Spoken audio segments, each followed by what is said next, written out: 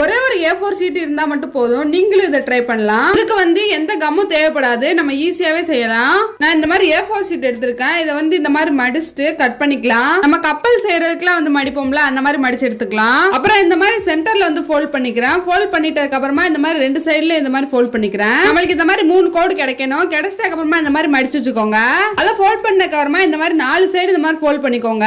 First நம்ம வெளியில fold பண்ணிட்டு அப்புறம் உள்ள ஃபோல்ட் பண்ணோம்னா நம்மளுக்கு வந்து கரெக்டா வரும். ரொம்ப எஃபெக்ட் பண்ணும் அப்படிங்கிற அவசியம் இல்ல. அப்புறம் வந்து இந்த மாதிரி ஃபோல்ட் பண்ணிக்கிறேன். அப்புறம் நடுவுல ஃபோல்ட் பண்ணிட்டு அப்புறம் இந்த மாதிரி சைடுலயும் ஃபோல்ட் பண்ணிக்கிறேன். நம்ம ஃபர்ஸ்டா ஒரு 3 ஃபோல்ட் பண்ணோம்ல, அந்த மாதிரி இதையும் ஃபோல்ட் பண்ணிக்கலாம். பண்ணிட்டதுக்கு அப்புறமா இந்த மாதிரி மடிச்சுக்கோங்க. மடிச்சிட்டதுக்கு அப்புறமா நம்மளுக்கு வந்து இந்த மாதிரி கட்டமா கிடைக்கும். அதுக்குள்ள வந்து இந்த மாதிரி விட்டுக்கோங்க.